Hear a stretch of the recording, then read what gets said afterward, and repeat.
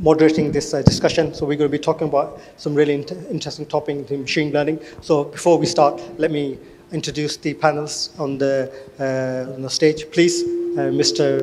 Arush, please join me. Ms. Salim, please join me. And Michael, please join me.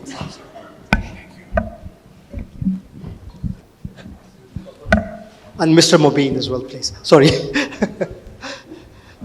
With his robot in his hand. It would be very interesting to see what this can do. Thank you very much. Before we introduce each other's themselves, I'll introduce myself. Like I was just mentioned, my name is Asif Sabir. I'm the CTO for an online price comparison platform, the first one in the UAE called Go Bazaar. Where the USP is that we are a live price comparison, meaning as soon as you click on a product, you get live prices and availability of stock. So we're working with the UAE government, we're working with all the online retailers, and we've basically deployed about 9 million products. So from a data point of view, from an AI perspective, from a machine learning perspective, we've implemented all those solutions to make our platform more robust in a way that it becomes live in the platform. So I've got a 25 years background in technology in different sectors, but I think for the last 8 years I've been working in UAE in the e-commerce space and the ed tech space, so I've got some good background in terms of data and AI solutions. So that's me. I'll start from my right-hand side and get Celine to introduce herself. My name is Celine.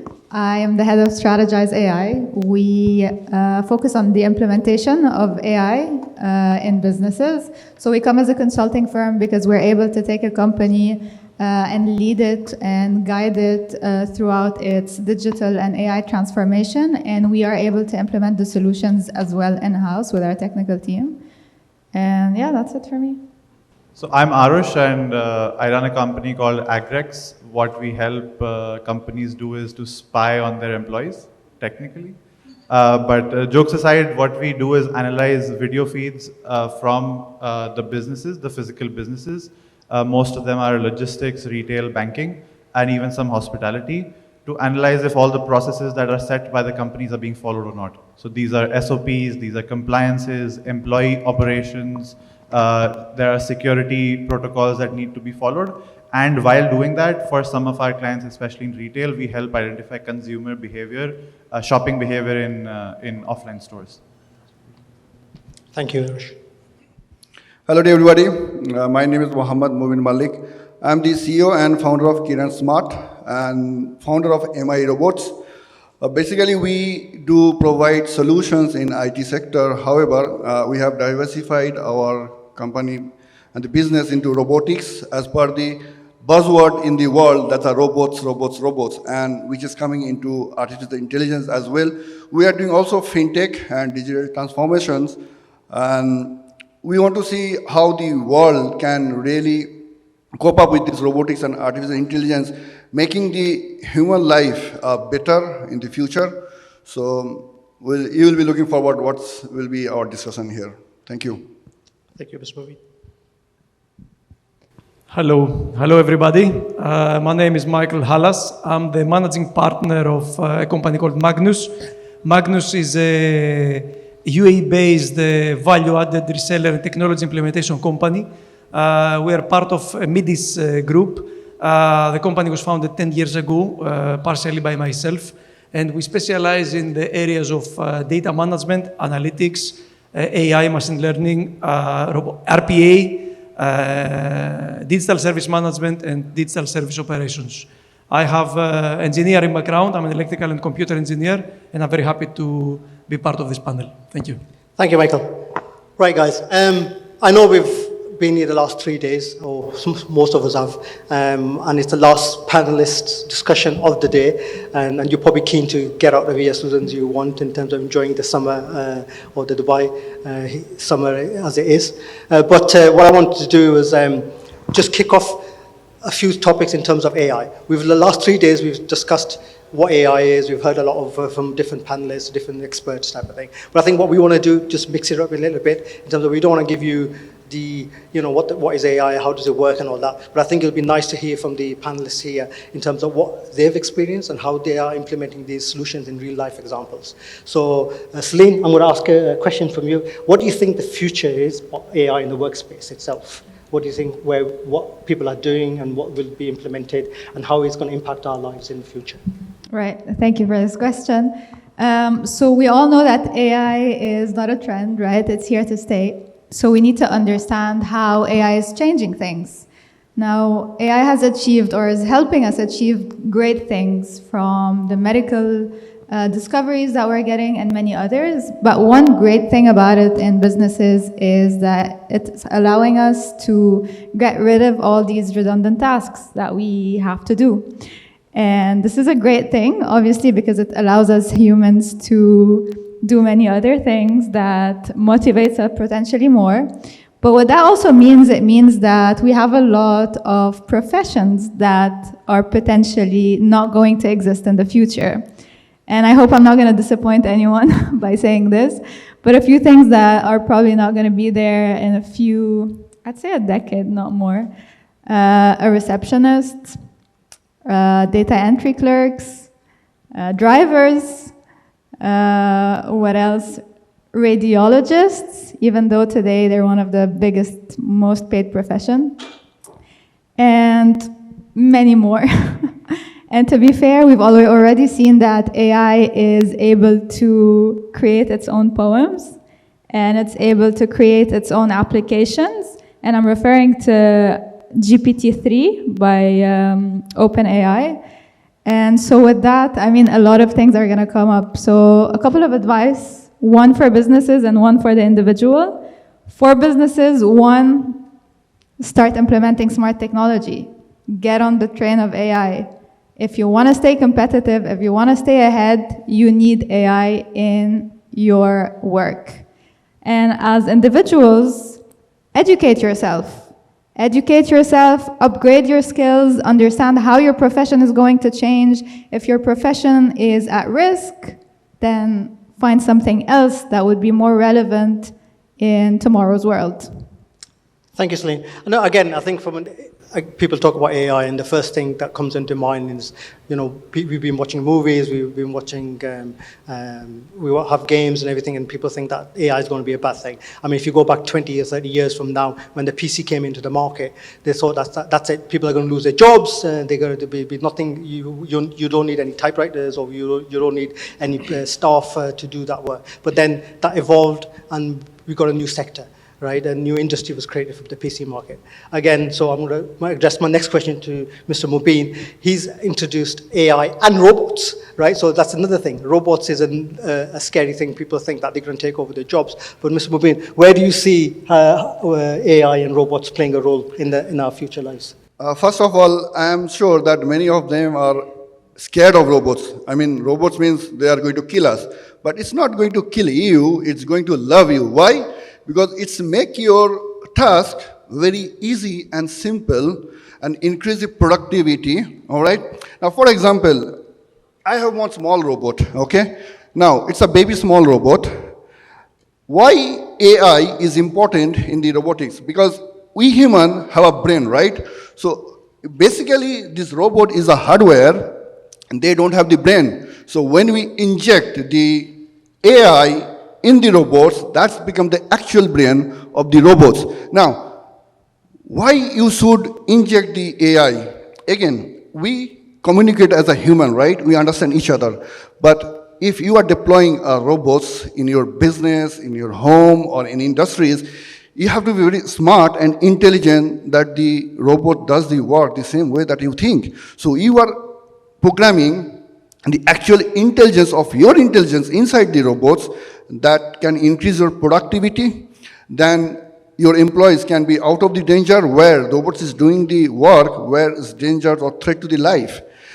And let's say we have a time specification. Sometimes what happens, your employees get tired, right? And they are not energetic to perform to the 100% level. So if you have the robots in place, then take care of the job that humans should not do, and humans should concentrate on the human to interact and increase your customer satisfaction level. And then robots does the job where it's like those times is wasted by the human, so robots take care. Now, if you see this robot standing over here, okay, now it can do lots of work, okay, and you just define. Now, however, it has certain artificial intelligence, not to the 100%. It can avoid the accidents, okay, it can know where to move, how far it goes, okay. So that means there is artificial intelligence, but you don't need to be 100%. So at the same time, now, when it's artificial intelligence, as I said, it's your brain that you are integrating with the machines. So it's a process, all right? And that process is giving the actual benefits to be the machine with the combination of artificial intelligence. And this is the future, and we as a parents, or let's say we are the leaders, we are sitting over here, you should be knowing the future, what is coming. You should have the vision. The artificial intelligence is coming, and that is going to take place in every single business and applications, whether it's a machine or it's a software, and you can deny it. You cannot deny it. As I am saying, we cannot deny that robot is coming. It's not only coming, it is arrived and it's in front of us. So that means artificial intelligence, we are living with it. We are going to accept in our life. So that's it about the robotics. Why do we implement artificial intelligence robots? Thank you, Mr. Mubin. I mean, that kindly brings into the question of automation, right? So automation is part of AI. So AI cannot work without data. So my next question is going to be directed to Michael. Michael, you guys obviously do a lot of work in data management and machine learning and cleaning and automating the processes. Can you give us a bit of insight in terms of what kind of work the machine learning can do with data to help improve processes in normal business activities? Absolutely, Asif. Thanks for the question, and thank you, Muhammad, because you are giving me also the pass to move from somehow the hardware, the robots, to the software, because practically, I think we're talking about RPA here, for example, robotic process automation. I mean, people even confuse. They think this is robots. No, robots is what Muhammad was describing before. RPA, robotic process automation, is a piece of software that is put in machines or in laptops, desktops, servers, or whatever, in order to assist people on the repetitive tasks. This is the real value addition there. We are talking about replacing the repetitive tasks that unnecessarily human beings are doing on an everyday basis. So we are not here to replace the human beings. We are here, these softwares, these robots, these software robots that we use are there to do what? Are there to give the extra hands that the people are needing. Honestly, people around us, if you ask successful businesses and successful business people, they will tell you, I'm overloaded. I work more than I should work. I have more duties than I should be taking. So everybody is complaining that his manager or the system or the situation is mandating him to work overtime. So why don't we use the technology for the reason that it was invented so many years ago? So yes, one piece of information is that we need to adopt also RPA on the enterprise level, because we as a company, we speak about enterprise and not only for individuals. And when it comes to the question, the part of the data management aspect that Asif mentioned, obviously all these AI projects that exist, all these kind of AI are having some prerequisites. For any project to succeed, you need some data. You need historical data. You need, this data should be ingested from many sources, because now data are everywhere. You cannot say that, okay, I have a system, I have a database, or I have some LinkedIn account or whatever. No, data are everywhere, from PDFs, Excel, files, natural documents in Arabic, in English, in any language, databases, social media, IoT, Internet of Things, devices. So we are there to fetch data from everywhere, anywhere we go. Everybody is generating data. As we speak in this room today, you cannot imagine how many megabyte or gigabyte, I would say, of data have been generated in video, in messages, or whatever. So practically, along with the data ingestion from any kind of sources, then we need to be sure the data are clean, the data are cleansed, there is a governance in the data. Otherwise, again, I keep repeating the same story. The vision that my colleagues here are mentioning about AI, unfortunately, will not succeed. And that's why people are afraid sometimes of robots or of AI or whatever. And some people are a little bit afraid of the future that Celine was mentioning before, because they have seen that people tried and people failed in this journey. So the message here is that, yes, we want you to focus on your AI projects and on your AI journeys. However, don't forget the importance of automation and the importance of the data management, all the data prerequisites that I said before, that the data should be there, the data should be cleansed, the data should be owned, the data should be governed before, let's say, mandating that this journey will succeed. Thank you, Michael. Arush, you work in the same, more or less, industry in terms of data analytics. Obviously, you do a lot of video analytics as well. Do you want to add on Michael's thoughts? Yeah. So typically what I've noticed in the AI industry is a lot of people try to assuage the fears of AI becoming more and more prominent. But I generally have a contrarian view on this, that people should be afraid of AI. Primarily because I believe that anything that can be made obsolete should be made obsolete, including humans.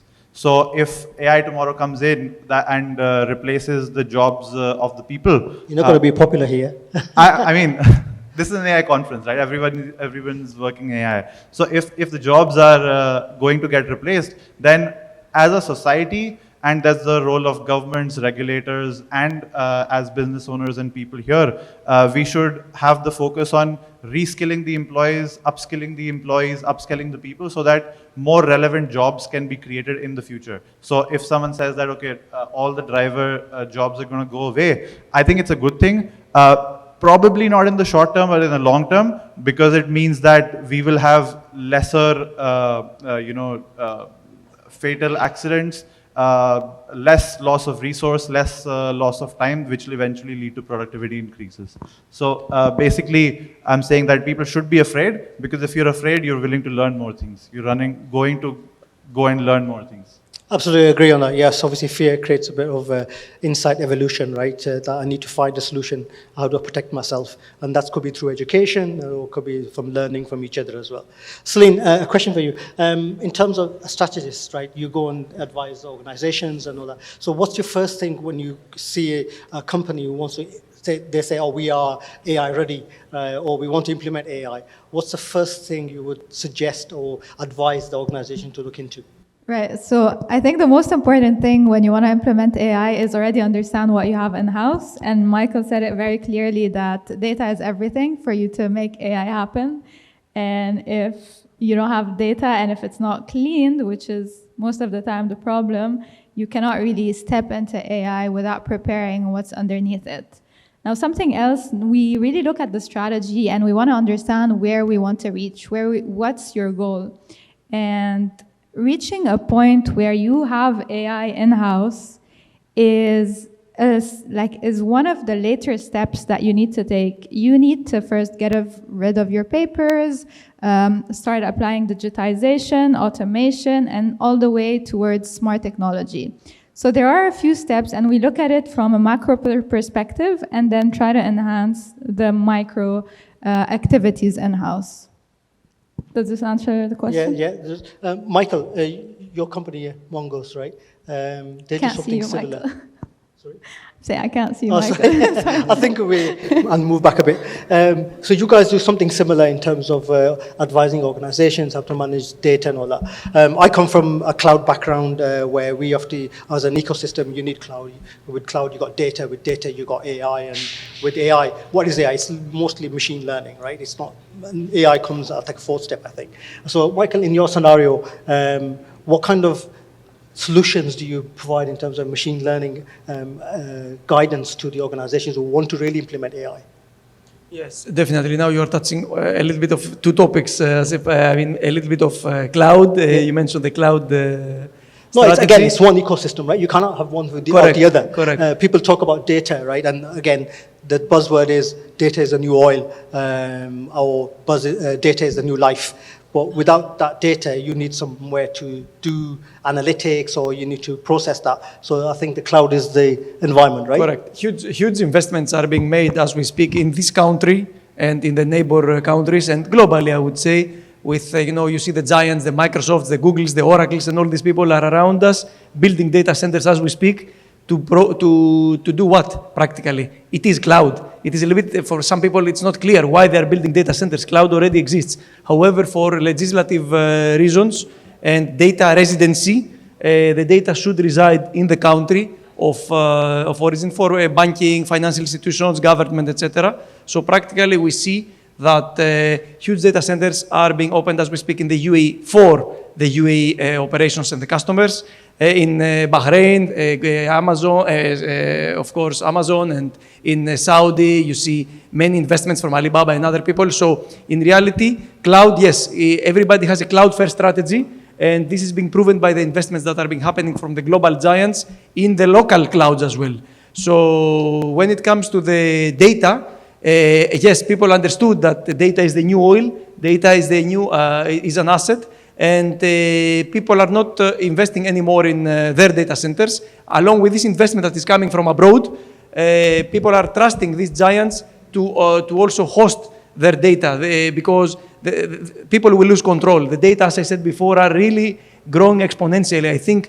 I don't remember the statistic, but I think the data that we generated the last 1 year or something, or 6 months, is the data that humanity generated the last from the beginning of internet or something like that. So apologies, I didn't come prepared with the exact statistic, but it's huge. It's an amazing, amazing statistic. So we as a company, we have many solutions around that, and we are approached on a daily basis by US companies and UK companies, companies who want to invest in this country, who are coming with ready-made solutions with cloud data warehousings, cloud data lakes, cloud data analytics. So indeed, as if we see unbelievable amount of traction, we are not in a position sometimes to select which vendor to represent to the market, because normally we are representing, this kind of vendors who are coming from abroad.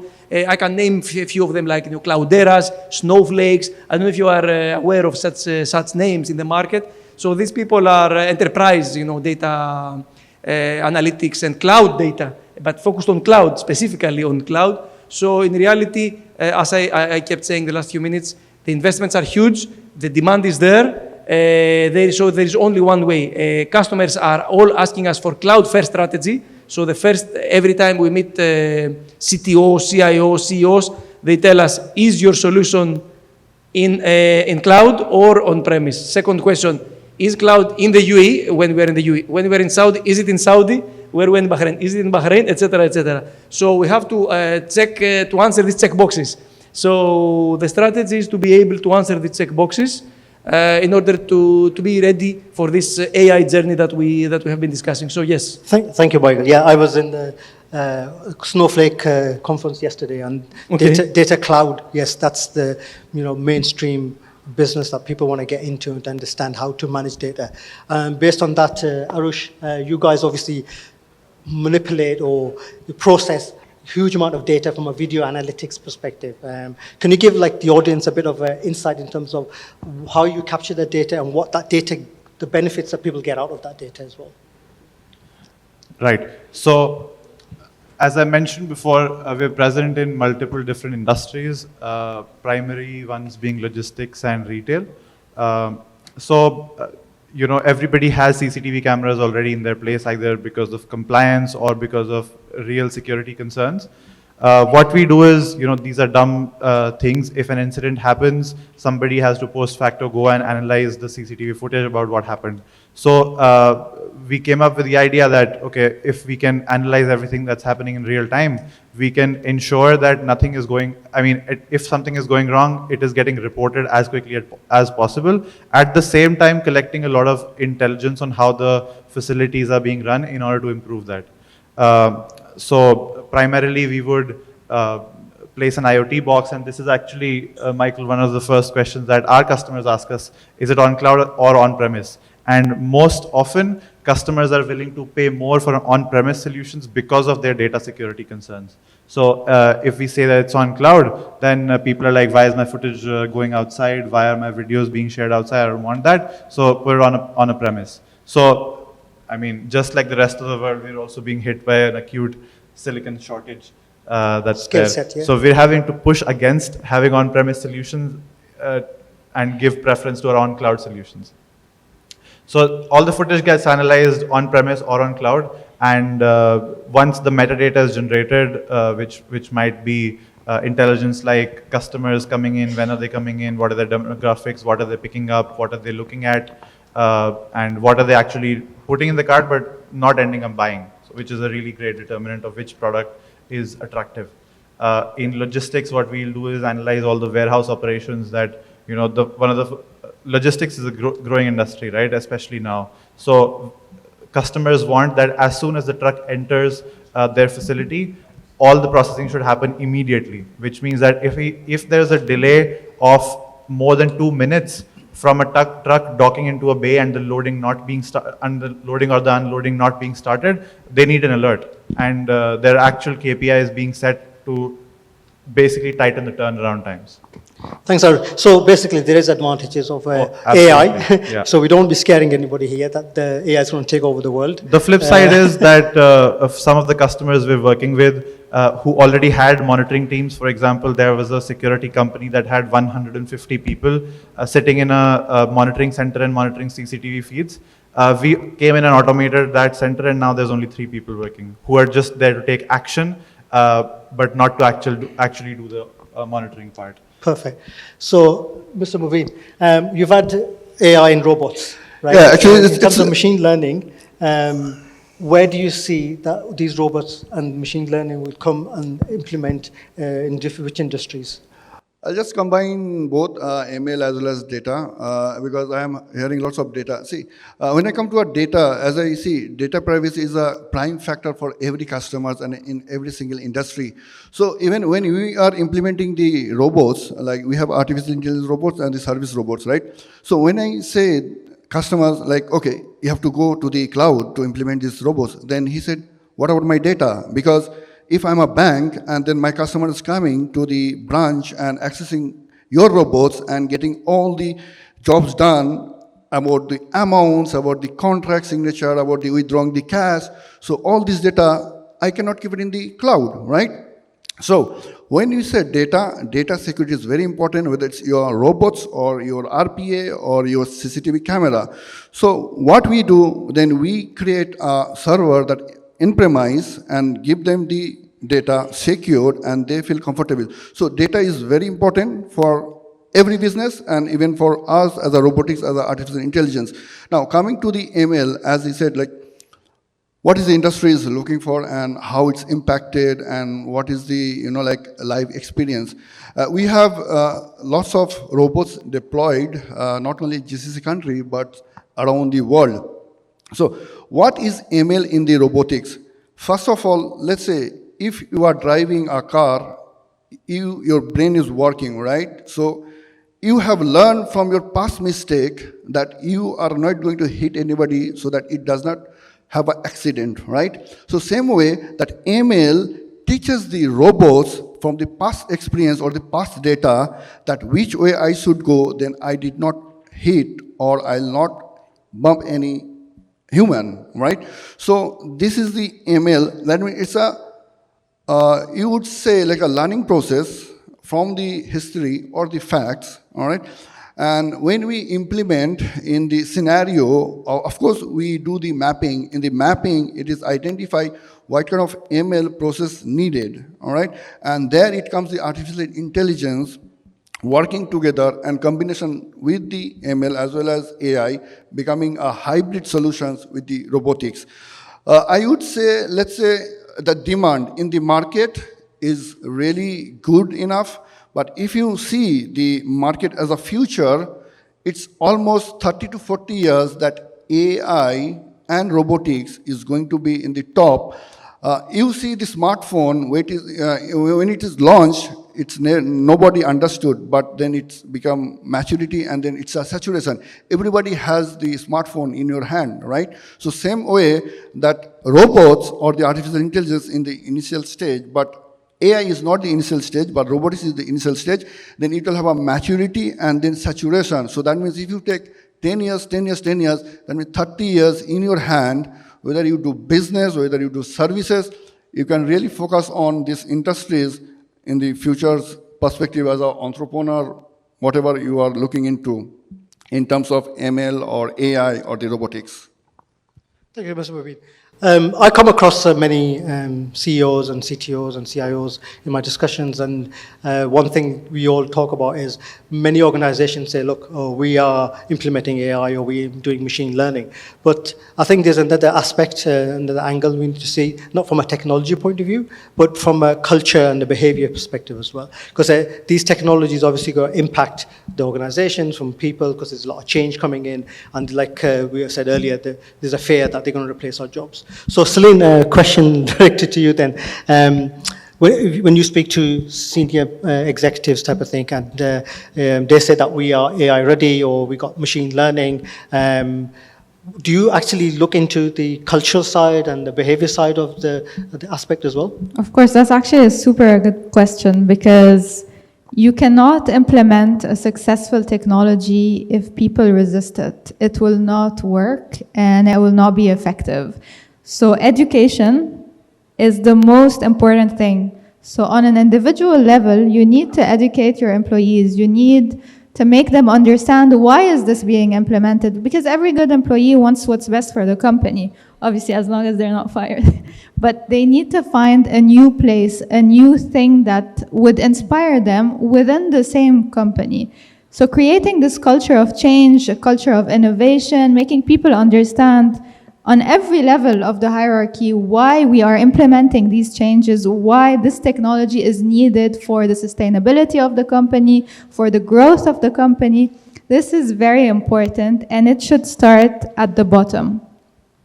Nothing more to add. I think it was perfectly put that education is really important for all companies. Although I do disagree with the fact that employees want what's the best for the company. I think it's the company's responsibility to make sure that the employees' interests and the company's interests align, and a lot of times they're just not. Thank you, Arush. Michael, in the RPA mode or the automation of processes, what have you seen for the last, say, 5 years? The trending solutions or the trending activities that have been happening in the RPA world, and what do you see in the next 5 years? What will be the next trend coming along? Thank you, Asif. Practically, this technology of RPA is not something new. To be honest, it's been there for decades, I would say.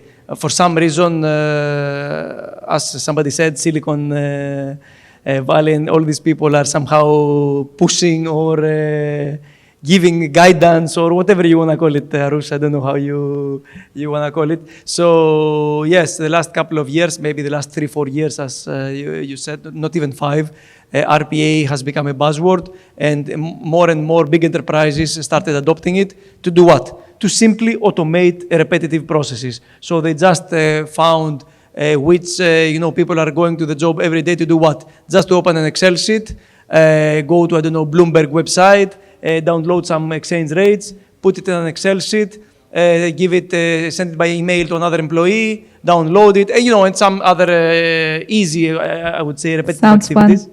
Yeah, very fun. And imagine they're doing it for all 222 working days in the year. Same story. So they try to do some surveys and understand which people are doing this. And back to your the comment, Arush. So yeah, these people should be afraid of somehow AI, because more or less they are not doing anything productive or intuitive, let's say, for the corporation. So in any case, the last few years, this is what people were doing. They were finding this kind of easy processes, mainly in finance, procurement, HR, these kind of functions, and they were, assisting humans. For us now, as if practically we are moving to a digital worker. So in reality, we are now evangelizing to the enterprise customers that the HR departments should have a combination of physical workers, people that we are used to, like us, and digital workers as well. So when a new opening is coming and we say, I need a new accountant, why you need a new accountant? Because I have this job description and I have these additional tasks to do. Okay, can this be automated? Yes or no? If it's a yes, then the procurement department of the organization even has a facility to onboard a digital worker, which is practically a bot. We call it an RPA digital worker. So we have reached at a stage now that we are talking about the digital workers, digital workplace, and attended and unattended automation in the workforce. So yes, the big banks, big telcos, etc. You see people interacting with software robots to automate tasks and have extra hands. So we're moving now in the next 5 years, as you said. Obviously, AI, as per my colleagues here, should be adopted, will be adopted. So we are moving from the extra hands that the last few years these robots were giving to extra minds. So the AI embedded in the automation is something very important. So we have noticed AI is really now embedded in the automation process. So practically, we are seeing the trend that RPA and AI projects are common nowadays. So the next few years, we hope that, and we believe that this RPA and IA synergy will be showing the path, let's say, of the future. Interesting point. So just to talk about a bit more about the productivity increases, you were saying, extra minds, extra hands. So I think from a micro perspective, AI is just a tool, as any other tool, to increase the productivity of humans. Of course, some jobs will be lost, some new ones will be created. That's a micro way of it. But on a meta level, on a macro level, I think productivity can be increased only in two ways. First is increase the productivity of each individual human or have more humans, right? So in that sense, AI is bringing in a revolution. And any guesses, I'd like to put this to the panel and the audience, any guesses, what would you consider the most important invention of the last century? The phone. Any other guesses? Should be robots. Are you asking the panel or the audience as well? Anybody? Anybody? Audience too are allowed. He said internet. Internet. Okay. So according to me, the most important innovation or invention of the last century was artificial fertilizers.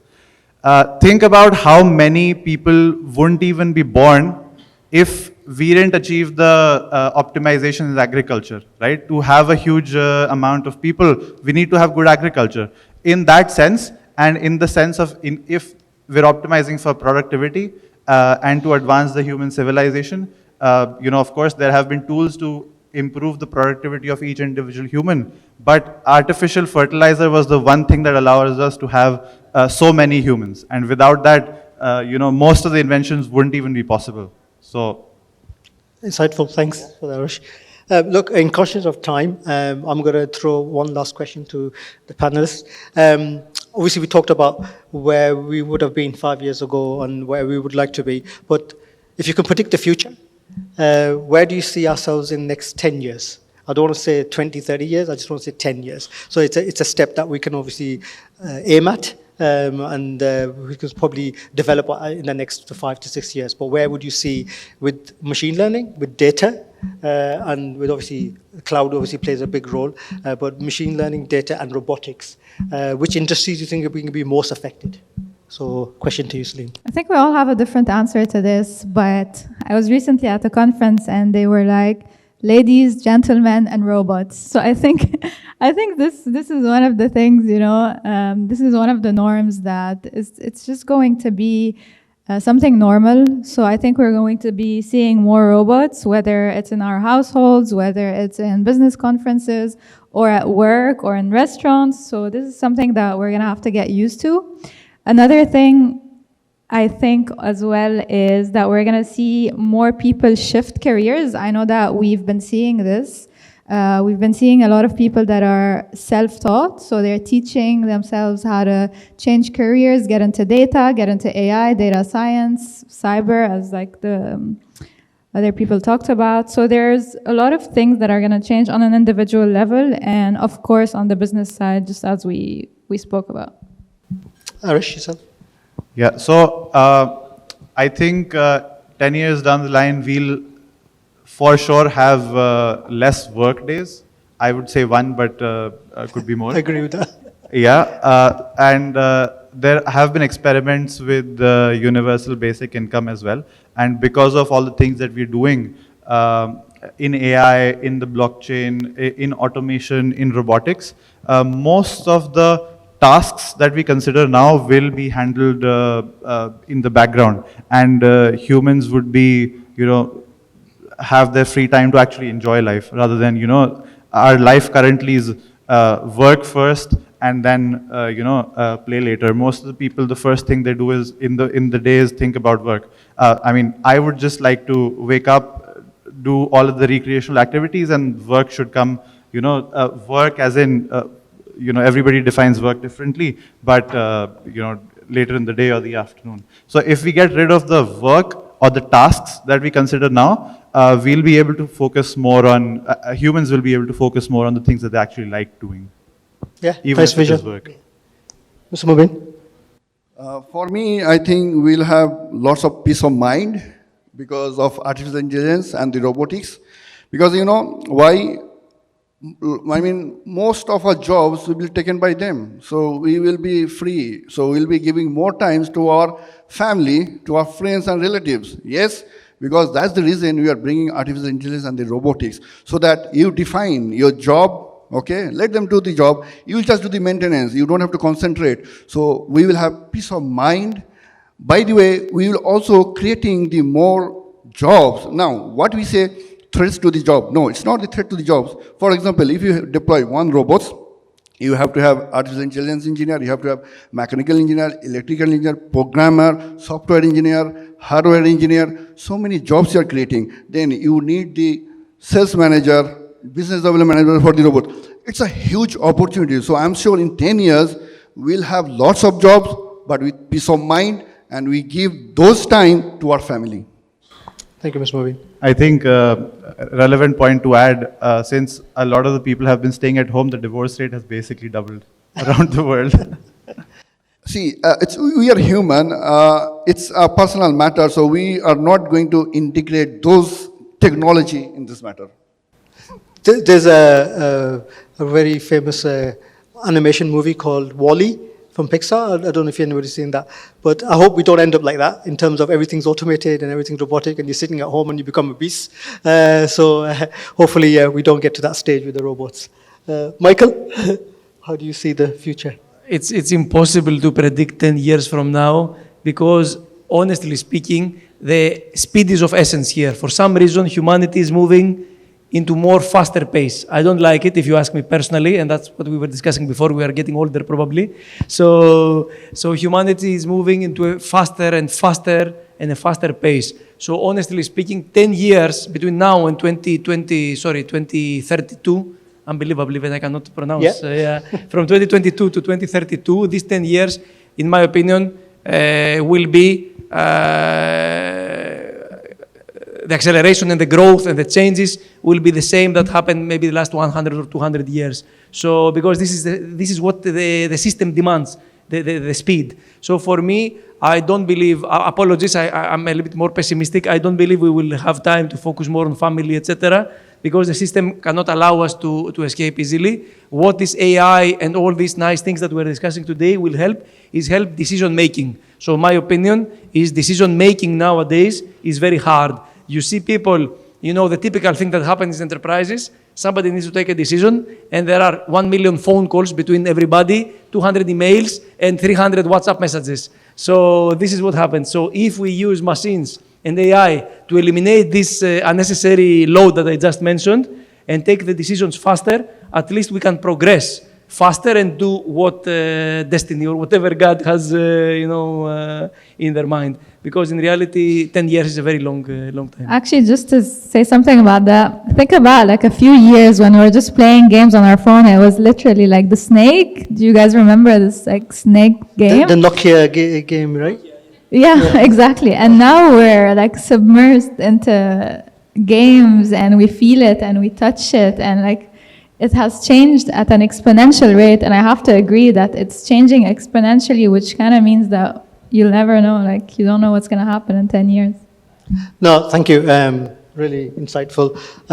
Look, for me, Michael, you touched on the digital workforce. I think what businesses need to understand today, you're selling shoes, you're selling books, you're selling electronics or cars, wherever.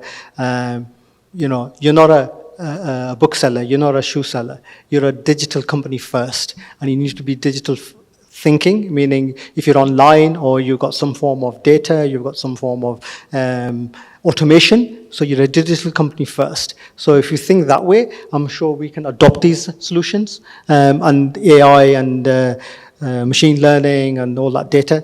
We can manage it in a way that becomes more ethical, hopefully, and our lives become easier in terms of spending more time with our families and everything. So again, once again, I hope we've given you some food for thought. I would like to thank the panelists for giving the insight about the subject. And if you've got any questions, please, we're open to take the questions. Hello, and first of all, thank you so much for such an insightful discussion. My name is Aditi NC, and I'm the founder of The Social Unicorns. It's a content and digital marketing agency. So I personally feel that some of the movies have actually spoiled the idea of AI. If not spoiled, I think I would say it's a little misleading. Some of the movies, I repeat. So I feel that is resulting into a limiting beliefs in mind of people. So I wanted to ask, what kind of limiting beliefs have you guys experienced coming in from your clients or people that you come across in terms of AI? I mean, what kind of limiting beliefs do you guys experience when you interact with people? Sorry, I don't think I heard that question properly. Yeah, same. All I'm trying to say is that what kind of confusion or limiting beliefs mindset that you experience coming in from your clients or people who are not an AI expert, probably a commoner like me, what kind of hiccups that you feel that are in mind of people when you are interacting with them in terms of AI? We are business to business from this side of the fence. So business to business means that in order to adopt, to go to a bank or a telecommunication company or to a insurance company and introduce the journey of AI, you have somehow to educate a lot of people in a lot of departments. For a purchase or for a transaction to happen for an AI project of $500,000, $1 million, or whatever, you need the approval of many stakeholders. This is where we see confusion, because many stakeholders, maybe you have a champion in the account and he can believe and he's educated, etc. But then in a business-to-business case, you need to persuade and embrace maybe 15, 20 individuals. So statistically and mathematically speaking, you have confusion between them if now is the right moment, if we have the right data, and many other questions that are coming up to the surface, and people are somehow stopping or blocking these kind of projects. Right. I have one sentence for you to answer this question. Why would I pay this money if I can hire 20 people to do this job? And I hear this a lot, because usually it replaces low-skilled people, and so the cost of labor is cheap, especially in places like this. And this is the biggest challenge. Why would I pay for a smart technology when I've been doing fine? Okay. I also want to add, as you said, what is the hiccup? See, even the project is done and implemented the AI, the customer always asks, do I need to have the expertise in, AI person to handle the project, or after the project is over?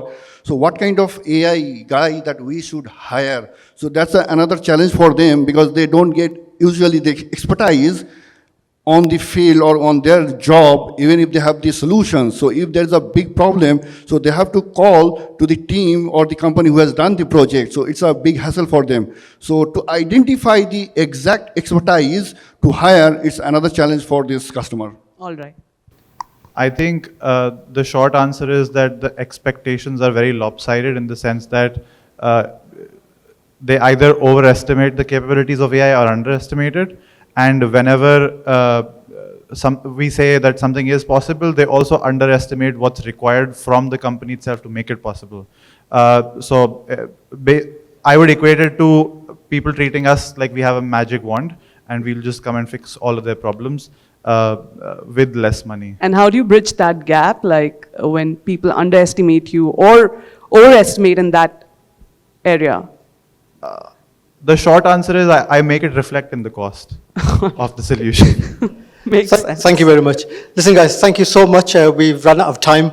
If you want to chat with us, we're available later on. But thank you again, once again, for Celine, Thanks. Arush, Mubin, Michael. Thank you very much. Thank you so much to